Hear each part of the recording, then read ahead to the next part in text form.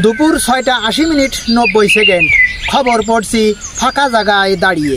শুরুতেই শিরোনাম, কোনো ব্যাঙের লাথি খাইয়ে কাঠের ব্রিজ ভেঙে পড়ে গেল চাউল ভর্তি ট্রেন। ঘুষো চিংড়ির লেজের আঘাতে কয়লা ভর্তি জাহাজ আঘাত হানল উপকূলীয় অঞ্চলে। ডেঙ্গু মশার আক্রমণে ভেঙে গেল টুইন টাওয়ার। খেলার খবর ক্রিকেট। ইন্ডিয়া বনাম ভারতের মধ্যকার একদিনের আন্তর্জাতিক ক্রিকেট ম্যাচটি অনুষ্ঠিত হয় জয়নালেমার ঘরের কানাসি। সবশেষ আবহাওয়া। শুনছিলেন শিরোনাম, এবারে বিস্তারিত। আমাদের উষ্টামারা সংবাদদাতা জানিয়েছেন, গতকাল হাটুখালী এলাকা থেকে ছেড়ে যাওয়া একটি চাউল ভর্তি ট্রেন টোল না দিয়ে কাঠের ব্রিজের উপর উঠে যায়। এতে করে টোল মালিক কুনো ব্যাঙ চাউল ভর্তি ট্রেনটিকে পিছনে ঠ্যাং দিয়ে লাথি মারে। কুনো ব্যাঙের লাথি খাইয়ে ট্রেনটি পড়ে যায় ব্রিজের নিচে পড়ার পর ট্রেনটির দুইটি চাকা পাঞ্চার এবং বাকি চাকাগুলো বেঁকায় যায়। আমাদের সংবাদদাতা আরও জানিয়েছেন, ট্রেনটিতে 136টি বগির মধ্যে 150টি বগি নিচে পড়ে যায় এবং বাকি বগিগুলো কোনো খোঁজ খবর পাওয়া যায়নি। ঘুষো চিংড়ির লেজের আঘাতে সমুদ্র থেকে কয়লা ভর্তি জাহাজ 750 কিলোমিটার বেগে উপকূলীয় এলাকায় আঘাত হানে। আমাদের গুতগতি সংবাদদাতা জানিয়েছেন, কয়লা ভর্তি জাহাজটি যখন ঘুষো চিংড়ির কাছে আসে তখন শব্দে তার ঘুম ভেঙে যায়।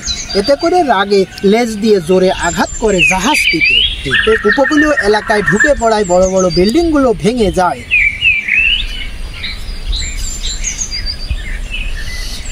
ডেঙ্গু মশার আঘাতে ভেঙে গেল টুইন টাওয়ার।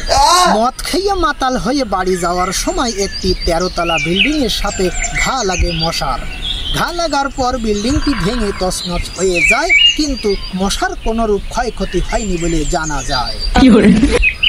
খেলার খবর ক্রিকেট। ইন্ডিয়া বনাম ভারতের মধ্যকার একদিনের আন্তর্জাতিক ক্রিকেট ম্যাচটি অনুষ্ঠিত হয় জয়নালেমার ঘরের কানাসি।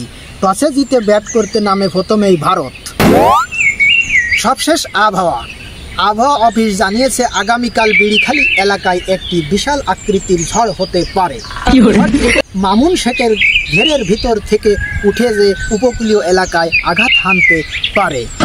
বিড়িখালী এলাকা থেকে বড় বড় বিল্ডিংগুলো যত দ্রুত সম্ভব সরিয়ে ফেলার নির্দেশ দিয়েছে আবহাওয়া অফিস। নির্দেশ মোতাবেক বিল্ডিংগুলো ঠেলে সরানোর কাজে ব্যস্ত রয়েছে সবাই। এ সমস্ত এলাকার খাল, বিল, হাওড় বাওড়কে 21, 22, 23 ও 24.5 নম্বর সংকেত দেখিয়ে যেতে বলা হয়েছে এবং মাছ ধরা ট্রলার নৌকাকে কোনোরূপ সংকেত দেখিয়ে যেতে বলা হয়নি, কারণ তারা সংকেত পাওয়ার পর মাছ ধরা বন্ধ করে দিতে পারে। খবর এ পর্যন্ত। সবাই ভালো থাকবেন।